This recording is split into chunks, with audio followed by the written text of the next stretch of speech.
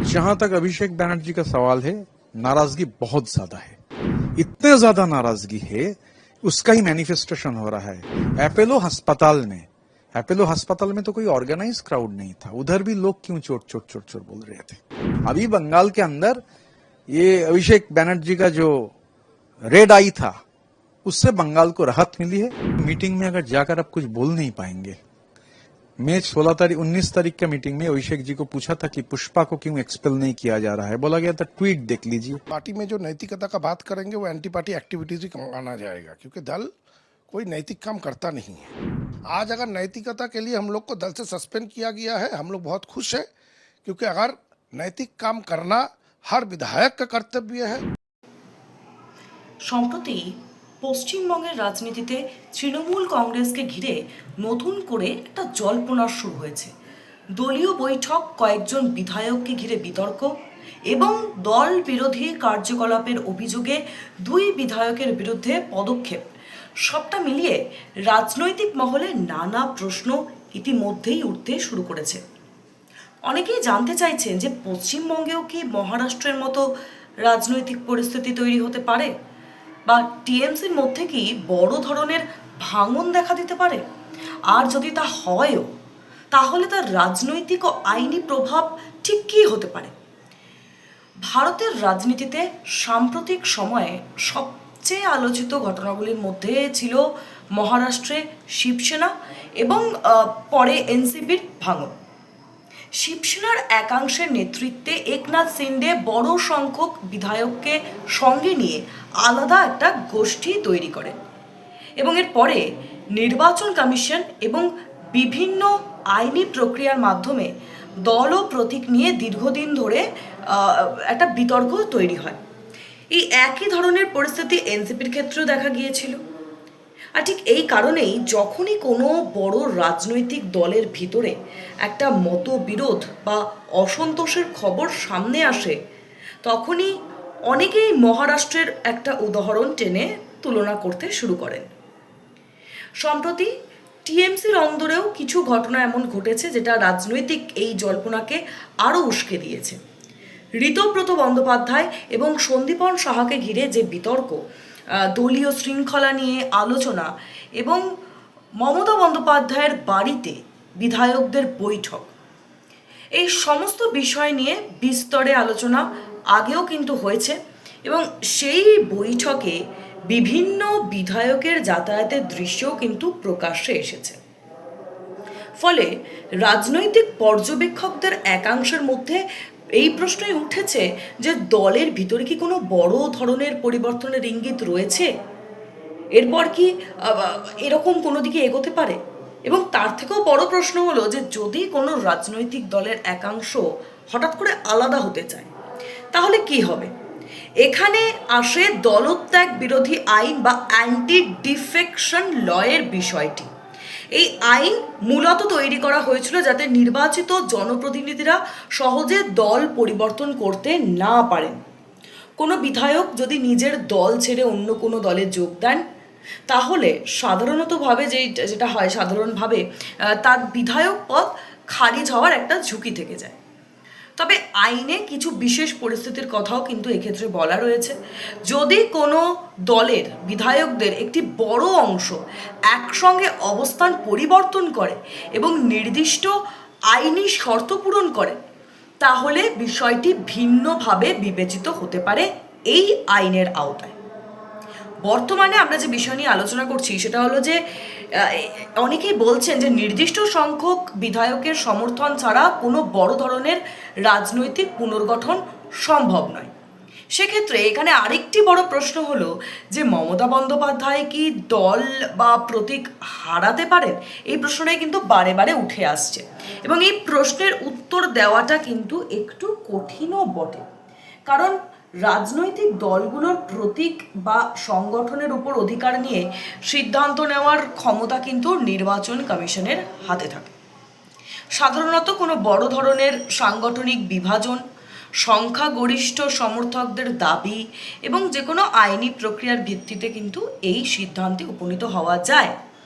শুধুমাত্র এই যে একটা রাজনৈতিক জল্পনা বা কিছু মতবিরোধের কারণে কোনো দল তার প্রতীক হারিয়ে ফেলে, এমনটা কিন্তু ঘটনা হতে পারে না। অর্থাৎ বর্তমানে টিএমসিকে ঘিরে যে আলোচনা চলছে তা থেকে কিন্তু এখনই সরাসরি উপসংহারে টানা চলে আসা যায় না। তবে আজকের একটি ঘটনা বলি আপনাদেরকে, যেখানে রিজু দত্তের একটা চাঞ্চল্যকর দাবি উঠে আসছে সামনে আমাদের। তাহলে যে তৃণমূল বিধায়করা মমতা বন্দ্যোপাধ্যায়ের হাত থেকে দল ও নির্বাচনী প্রতীক কেড়ে নিতে পারে, এমনটাই দাবি তুলেছেন রিজু দত্ত। এবং এরপরে আমরা যে বিষয়টা আসবো সেটা হচ্ছে যে বিধানসভায় নতুন ব্লক তৈরির প্রশ্নে কোনো রাজনৈতিক দলের মধ্যে যদি বড় আকারের একটা বিভাজন ঘটে যায়, একটা যদি ভাগ হয়ে যায় এবং পর্যাপ্ত সংখ্যক সদস্য একসঙ্গে আলাদা আলাদা অবস্থান নেন, তাহলে বিধানসভায় তাদের অবস্থান নিয়ে নতুন পরিস্থিতি তৈরি হতে পারে। কিন্তু এক্ষেত্রে তার জন্য নির্দিষ্ট সাংবিধানিক এবং আইনি কিছু প্রক্রিয়াও রয়েছে। বর্তমানে পশ্চিমবঙ্গে এমন কোনো নতুন ব্লক আনুষ্ঠানিকভাবে তৈরি হয়েছে বলে কিন্তু এই মুহূর্তে তথ্য নেই। তাই এই মুহূর্তে এই বিষয়টি মূলত রাজনৈতিক একটা আলোচনা এবং সম্ভাবনার স্তরেই রয়েছে। এ নিয়ে কিন্তু কোনো রকম কোনো নোটিশ বা কোনো সঠিক তথ্য পাওয়া যায়নি। মমতা বন্দ্যোপাধ্যায় এবং অভিষেক বন্দ্যোপাধ্যায়ের নেতৃত্বে এই তৃণমূল এখনো এ রাজ্যের কিন্তু অন্যতম একটা বৃহৎ রাজনৈতিক শক্তি হিসেবেই বলা যেতে পারে। অন্যদিকে অন্যান্য বিরোধীরা, এই বিরোধী যে দলগুলো রয়েছে, তারা এই পরিস্থিতির উপরে কিন্তু একেবারে নজর রাখছে। ফলে আগামী দিনে দলের অভ্যন্তরীণ পরিস্থিতি কোন দিকটাতে যাচ্ছে এখন সেটাই কিন্তু আমাদের দেখার বিষয়। সব মিলে বলাই যায় যে পশ্চিমবঙ্গে মহারাষ্ট্র মডেলের পুনরাবৃত্তি হবে কিনা সেই প্রশ্ন কিন্তু এখনই নিশ্চিতভাবে কিছু সেভাবে বলাটা সম্ভব নয়। কিছু রাজনৈতিক বিতর্ক অবশ্যই আছে এবং অভ্যন্তরীণ অসন্তোষের খবরও সামনে আসছে। বড় ধরনের ভাঙন বা নতুন রাজনৈতিক গোষ্ঠী তৈরির কিন্তু এখনো পর্যন্ত কোনো নিশ্চিত প্রমাণ প্রকাশ্যে আসেনি। দলত্যাগ বিরোধী আইন আমি আপনাদেরকে বললাম, বিধানসভার নিয়ম এবং নির্বাচন কমিশনের প্রক্রিয়া, এই সমস্ত কিছু মিলিয়ে এমন কোনো পরিস্থিতি তৈরি হলে তারপরে দীর্ঘ আইনি এবং রাজনৈতিক প্রক্রিয়ার মধ্যে থেকেই কিন্তু এই গোটা যে প্রসেস সেই প্রসেস এগোবে। তাই আপাতত এটুকুই বলা যায় যে পশ্চিমবঙ্গের রাজনীতিতে জল্পনা বাড়ছে ঠিকই, কিন্তু বাস্তবে ঠিক কি ঘটবে তা কিন্তু নির্ভর করবে আগামী দিনের রাজনৈতিক ঘটনার উপরে। जहां तक अभिषेक बैनर्जी का सवाल है, नाराजगी बहुत ज्यादा है। इतने ज्यादा नाराजगी है, उसका ही मैनिफेस्टेशन हो रहा है। एपोलो अस्पताल में तो कोई ऑर्गेनाइज क्राउड नहीं था, उधर भी लोग क्यों चोट चोट चोट चोट बोल रहे थे। अभी बंगाल के अंदर ये अभिषेक बैनर्जी का जो रेड आई था, उससे बंगाल को राहत मिली है। मीटिंग में अगर जाकर आप कुछ बोल नहीं पाएंगे, मैं 19 तारीख का मीटिंग में अभिषेक जी को पूछा था कि पुष्पा को क्यों एक्सपेल नहीं किया जा रहा है, बोला गया था ट्वीट देख लीजिए। पार्टी में जो नैतिकता का बात करेंगे वो एंटी पार्टी एक्टिविटीज ही आना जाएगा, क्योंकि दल कोई नैतिक काम करता नहीं है। आज अगर नैतिकता के लिए हम लोग को दल से सस्पेंड किया गया है, हम लोग बहुत खुश है, क्योंकि अगर नैतिक काम करना हर विधायक का कर्तव्य है। সম্প্রতি পশ্চিমবঙ্গের রাজনীতিতে তৃণমূল কংগ্রেসকে ঘিরে নতুন করে একটা জল্পনা শুরু হয়েছে। দলীয় বৈঠক, কয়েকজন বিধায়ককে ঘিরে বিতর্ক এবং দল বিরোধী কার্যকলাপের অভিযোগে 2 বিধায়কের বিরুদ্ধে পদক্ষেপ, সবটা মিলিয়ে রাজনৈতিক মহলে নানা প্রশ্ন ইতিমধ্যেই উঠতে শুরু করেছে। অনেকেই জানতে চাইছেন যে পশ্চিমবঙ্গেও কি মহারাষ্ট্রের মতো রাজনৈতিক পরিস্থিতি তৈরি হতে পারে, বা টিএমসির মধ্যে কি বড় ধরনের ভাঙন দেখা দিতে পারে। আর যদি তা হয়ও, তাহলে তার রাজনৈতিক ও আইনি প্রভাব ঠিক কী হতে পারে। ভারতের রাজনীতিতে সাম্প্রতিক সময়ে সবচেয়ে আলোচিত ঘটনাগুলির মধ্যে ছিল মহারাষ্ট্রে শিবসেনা এবং পরে এনসিপির ভাঙন। শিবসেনার একাংশের নেতৃত্বে একনাথ শিন্ডে বড় সংখ্যক বিধায়ককে সঙ্গে নিয়ে আলাদা একটা গোষ্ঠী তৈরি করেন এবং এর পরে নির্বাচন কমিশন এবং বিভিন্ন আইনি প্রক্রিয়ার মাধ্যমে দল ও প্রতীক নিয়ে দীর্ঘদিন ধরে একটা বিতর্ক তৈরি হয়। এই একই ধরনের পরিস্থিতি এনসিপির ক্ষেত্রেও দেখা গিয়েছিল। আর ঠিক এই কারণেই যখনই কোনো বড় রাজনৈতিক দলের ভিতরে একটা মতবিরোধ বা অসন্তোষের খবর সামনে আসে, তখনই অনেকেই মহারাষ্ট্রের একটা উদাহরণ টেনে তুলনা করতে শুরু করেন। সম্প্রতি টিএমসির অন্দরেও কিছু ঘটনা এমন ঘটেছে যেটা রাজনৈতিক এই জল্পনাকে আরও উস্কে দিয়েছে।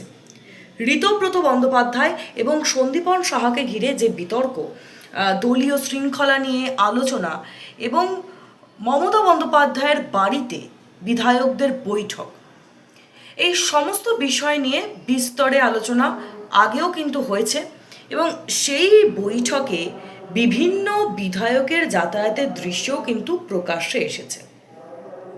ফলে রাজনৈতিক পর্যবেক্ষকদের একাংশের মধ্যে এই প্রশ্নই উঠেছে যে দলের ভিতরে কি কোনো বড় ধরনের পরিবর্তনের ইঙ্গিত রয়েছে? এরপর কি এরকম কোনো দিকে এগোতে পারে? এবং তার থেকেও বড় প্রশ্ন হলো যে যদি কোনো রাজনৈতিক দলের একাংশ হঠাৎ করে আলাদা হতে চায়, তাহলে কি হবে? এখানে আসে দলত্যাগ বিরোধী আইন বা অ্যান্টি ডিফেকশন লয়ের বিষয়টি। এই আইন মূলত তৈরি করা হয়েছিল যাতে নির্বাচিত জনপ্রতিনিধিরা সহজে দল পরিবর্তন করতে না পারেন। কোনো বিধায়ক যদি নিজের দল ছেড়ে অন্য কোনো দলে যোগ দেন, তাহলে সাধারণতভাবে যেটা হয় সাধারণভাবে তার বিধায়ক পদ খারিজ হওয়ার একটা ঝুঁকি থেকে যায়।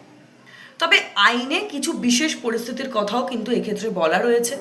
যদি কোনো দলের বিধায়কদের একটি বড় অংশ একসঙ্গে অবস্থান পরিবর্তন করে এবং নির্দিষ্ট আইনি শর্ত পূরণ করে, তাহলে বিষয়টি ভিন্নভাবে বিবেচিত হতে পারে এই আইনের আওতায়। বর্তমানে আমরা যে বিষয় নিয়ে আলোচনা করছি সেটা হলো যে অনেকেই বলছেন যে নির্দিষ্ট সংখ্যক বিধায়কের সমর্থন ছাড়া কোনো বড় ধরনের রাজনৈতিক পুনর্গঠন সম্ভব নয়। সেক্ষেত্রে এখানে আরেকটি বড় প্রশ্ন হলো যে মমতা বন্দ্যোপাধ্যায় কি দল বা প্রতীক হারাতে পারেন? এই প্রশ্নটাই কিন্তু বারে বারে উঠে আসছে এবং এই প্রশ্নের উত্তর দেওয়াটা কিন্তু একটু কঠিনও বটে, কারণ রাজনৈতিক দলগুলোর প্রতীক বা সংগঠনের উপর অধিকার নিয়ে সিদ্ধান্ত নেওয়ার ক্ষমতা কিন্তু নির্বাচন কমিশনের হাতে থাকে। সাধারণত কোনো বড় ধরনের সাংগঠনিক বিভাজন, সংখ্যাগরিষ্ঠ সমর্থকদের দাবি এবং যে কোনো আইনি প্রক্রিয়ার ভিত্তিতে কিন্তু এই সিদ্ধান্তে উপনীত হওয়া যায়। শুধুমাত্র এই যে একটা রাজনৈতিক জল্পনা বা কিছু মতবিরোধের কারণে কোনো দল তার প্রতীক হারিয়ে ফেলে, এমনটা কিন্তু ঘটনা হতে পারে না। অর্থাৎ বর্তমানে টিএমসিকে ঘিরে যে আলোচনা চলছে তা থেকে কিন্তু এখনই সরাসরি উপসংহারে টানা চলে আসা যায় না। তবে আজকের একটি ঘটনা বলি আপনাদেরকে, যেখানে ঋজু দত্তের একটা চাঞ্চল্যকর দাবি উঠে আসছে সামনে আমাদের, তাহলে যে তৃণমূল বিধায়করা মমতা বন্দ্যোপাধ্যায়ের হাত থেকে দল ও নির্বাচনী প্রতীক কেড়ে নিতে পারে, এমনটাই দাবি তুলেছেন ঋজু দত্ত।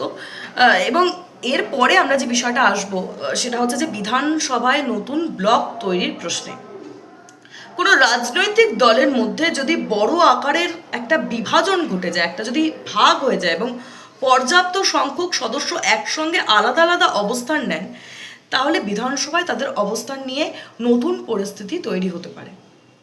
কিন্তু এক্ষেত্রে তার জন্য নির্দিষ্ট সাংবিধানিক এবং আইনি কিছু প্রক্রিয়াও রয়েছে। বর্তমানে পশ্চিমবঙ্গে এমন কোনো নতুন ব্লক আনুষ্ঠানিকভাবে তৈরি হয়েছে বলে কিন্তু এই মুহূর্তে তথ্য নেই। তাই এই মুহূর্তে এই বিষয়টি মূলত রাজনৈতিক একটা আলোচনা এবং সম্ভাবনার স্তরেই রয়েছে। এ নিয়ে কিন্তু কোনো রকম কোনো নোটিশ বা কোনো সঠিক তথ্য পাওয়া যায়নি। মমতা বন্দ্যোপাধ্যায় এবং অভিষেক বন্দ্যোপাধ্যায়ের নেতৃত্বে এই তৃণমূল এখনও এ রাজ্যের কিন্তু অন্যতম একটা বৃহৎ রাজনৈতিক শক্তি হিসেবেই বলা যেতে পারে। অন্যদিকে অন্যান্য বিরোধীরা, এই বিরোধী যে দলগুলো রয়েছে, তারা এই পরিস্থিতির উপরে কিন্তু একেবারে নজর রাখছে। ফলে আগামী দিনে দলের অভ্যন্তরীণ পরিস্থিতি কোন দিকটাতে যাচ্ছে এখন সেটাই কিন্তু আমাদের দেখার বিষয়। সব মিলিয়ে বলাই যায় যে পশ্চিমবঙ্গে মহারাষ্ট্র মডেলের পুনরাবৃত্তি হবে কিনা সেই প্রশ্ন কিন্তু এখনই নিশ্চিতভাবে কিছু সেভাবে বলাটা সম্ভব নয়। কিছু রাজনৈতিক বিতর্ক অবশ্যই আছে এবং অভ্যন্তরীণ অসন্তোষের খবরও সামনে আসছে। বড় ধরনের ভাঙন বা নতুন রাজনৈতিক গোষ্ঠী তৈরির কিন্তু এখনো পর্যন্ত কোনো নিশ্চিত প্রমাণ প্রকাশ্যে আসেনি। দলত্যাগ বিরোধী আইন আমি আপনাদেরকে বললাম, বিধানসভার নিয়ম এবং নির্বাচন কমিশনের প্রক্রিয়া, এই সমস্ত কিছু মিলিয়ে এমন কোনো পরিস্থিতি তৈরি হলে তারপরে দীর্ঘ আইনি এবং রাজনৈতিক প্রক্রিয়ার মধ্যে থেকেই কিন্তু এই গোটা যে প্রসেস, সেই প্রসেস এগোবে। তাই আপাতত এটুকুই বলা যায় যে পশ্চিমবঙ্গের রাজনীতিতে জল্পনা বাড়ছে ঠিকই, কিন্তু বাস্তবে ঠিক কী ঘটবে তা কিন্তু নির্ভর করবে আগামী দিনের রাজনৈতিক ঘটনার উপরে।